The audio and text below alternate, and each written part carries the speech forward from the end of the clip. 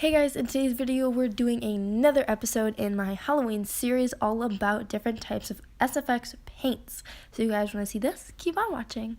So we're going to be talking about three different main types. So the first one is cream paints, and these are the most common paints that you will find, easily accessible, especially in Halloween pop-up stores and online.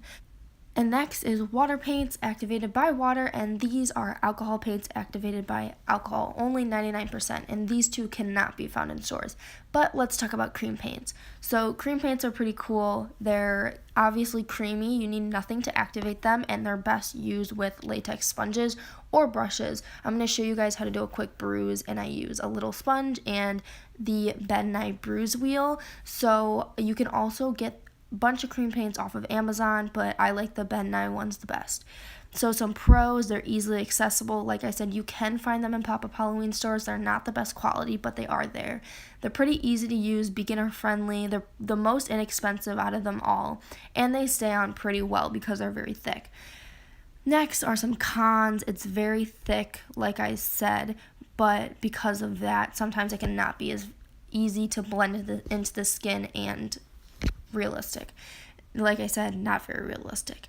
They're not the easiest thing to remove, especially if you use a lot of them. Something like this is no problem, and they do not dry down all the way, so you need to set them with a translucent powder like I just showed you guys. Next is water activated paints. Obviously activated with water, like I said, pretty easy to use.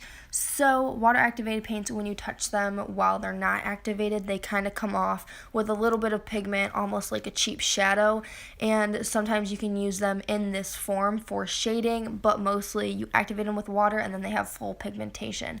So then they're best used with brushes when you're doing types of body work. You really won't use it ever with a sponge, so definitely brushes are the way to go. Pros of this product include that they're very comfortable and easy to use, so while you're using them on the skin, it's very straightforward, just like painting a piece of paper, and it's a very thin product, so it's comfortable to wear. They're semi-cheap, similar to the price range of cream paints, and they're safe to use all over your face, near the eyes, near the mouth, and it's all good. Some cons though is they come off pretty easily, so they'll come off with rain or sweat, or if you're in any type of wet environment.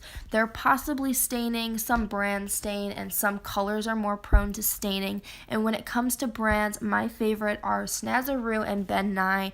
Once again, I'll have all of the products linked down below, and with prices of all of that. So when using water activated paints, they're pretty straightforward. You just paint them on like you're painting a piece of paper, and it's very easy as long as you activate them with water. Water paints are also used for all over the body and to paint actual things on your face, like details and character type things. You're not going to want to use this for cuts and bruises and stuff like that because it won't look realistic. Next are alcohol activated paints, which are kind of one of my favorite for doing any type of bruising and realistic work. Alcohol activated paints are completely hard and will not give off any type of pigmentation to the touch. But when you activate them with 99% alcohol, they're also a very sheer color. So when you activate them, they're not supposed to be pigmented. This is not something that you're going to draw on your face like you do with water activated paints. This is just for realistic bruises, burns, cuts, all that type of stuff, because it's sheer, it's meant to look realistic and under the skin. So best used for those things. Here's how I do a quick bruise. Using alcohol activated paints, you can use them with brushes or sponges, just like cream paints. When it kind of honestly just depends on my mood. If you're going to be doing bruises, it's good to do the same technique with the sponge where you rip it apart to make it do that way, or you can use fluffy brushes, and those work really well to get bruises too. And these are also very easy to tap out with your finger to get the product to look very translucent and under the skin. So pros, it's very realistic, like I said, and it is waterproof because it's only activated with water. I mean, alcohol, obviously, and it's only removed with alcohol. And it has very good lasting power. Now, cons, it cannot be used around the eye because it is activated with alcohol, so it will burn. It is pretty expensive. This palette alone is $80, and they can range from about $80 to around $100.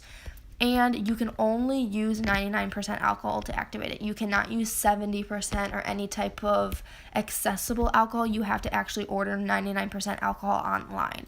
And the best brand that I use is Skin Illustrators. It's the only brand I use, and it works pretty well.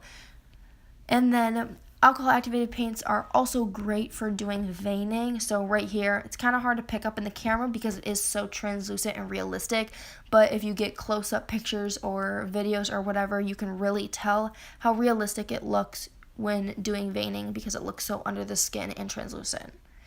Whew, that is actually the end to our very quick and fast-paced video. So yeah, 3, 2, 1, okay? So I hope you guys enjoyed this video. If you did like it, with a thumbs up, comment down below what you guys think, as well as subscribe to become a beauty and be a part of our beautiful world. I hope you guys enjoyed, and I'll see you guys next video. Bye!